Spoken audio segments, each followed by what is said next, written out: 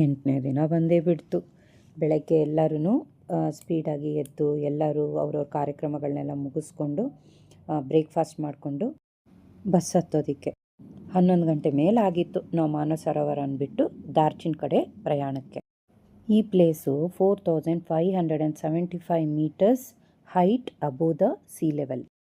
ಪ್ರಯಾಣ ಕೂಡ ತುಂಬ ಚೆನ್ನಾಗಿತ್ತು. ಫೈನಲ್ ಆಗಿ ದಾರ್ಚಿನ್ಗೆ ಬಂದುಬಿಟ್ಟಿದ್ದೀವಿ. ದಾರ್ಚಿನ್ ಊರು ನೋಡಿ ಹೇಗಿದೆ, ಸೂಪರ್ ಇದೆ. ಆಗಲೇ ಶುರು ಆಗೋಯ್ತು ಚಳಿ. ಇವಾಗ ಹತ್ರ 1:30 1:45 ಹಂಗಿದೆ ಟೈಮು.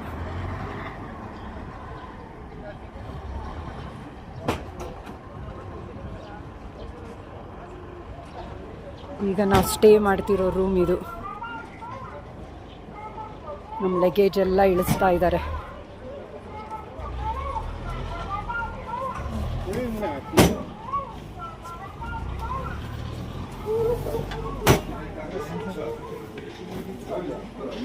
ರಿಸೆಪ್ಷನ್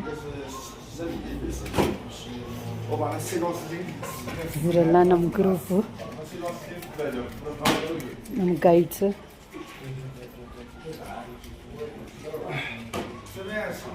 ಸೊ ನಾವು ಫಸ್ಟ್ ಫ್ಲೋರಲ್ಲೇ ಸಿಕ್ಕಿದೆ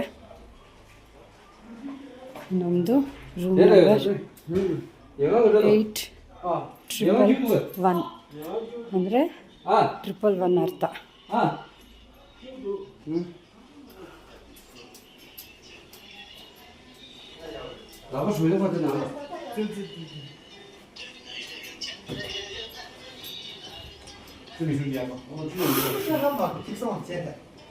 ನಮ್ಮ ರೂಮ್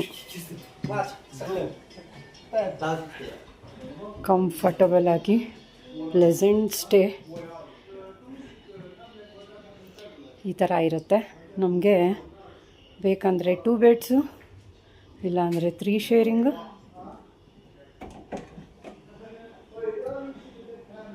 ಪುಟ್ಟ ವಾಶ್ರೂಮ್ ನೋಡಿ.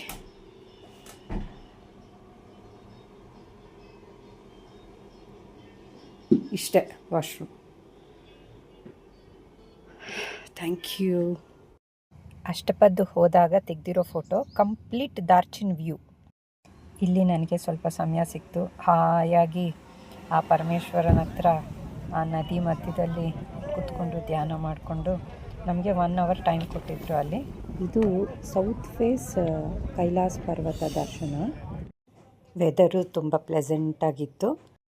ಅಲ್ಲಿ ಸ್ವಲ್ಪ ಸಮಯ ಕಳೆದು ನಂತರ ನಾವು ಕೆಳಗೆ ವಾಪಸ್ಸು ಇಳಿದು ರೂಮ್ಗೆ ಸೇರಿಕೊಂಡ್ವಿ.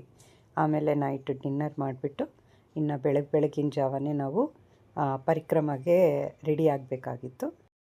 ನನಗೆ ಆವಾಗಲೂ ಕೂಡ ಪರಿಕ್ರಮ ಮಾಡ್ತೀನಿ ಅನ್ನೋದು ಅಷ್ಟು ಕನ್ಫರ್ಮೇಷನ್ ಇರಲಿಲ್ಲ. ಬಟ್ ಬ್ಯಾಗ್ ಜೋಡಿಸ್ಕೊಳ್ಳೋಣ, ಚಿಕ್ಕದಾಗಿ ಏನೇನು ತೊಗೊಂಡು ಹೋಗಬೇಕು, ಏನು ಮಾಡಬೇಕು ಅಂತ ವೆರಿ ಲೈಟ್ ಬ್ಯಾಗ್ನ ನಾನು ಪ್ಯಾಕ್ ಮಾಡಿಕೊಂಡೆ.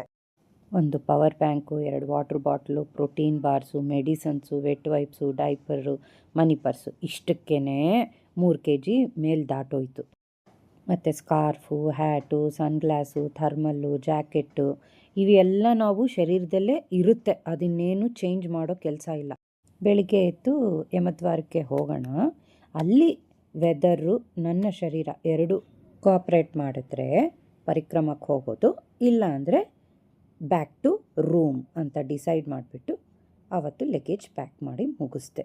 ಓಂ ನಮಃ ಶಿವಾಯ.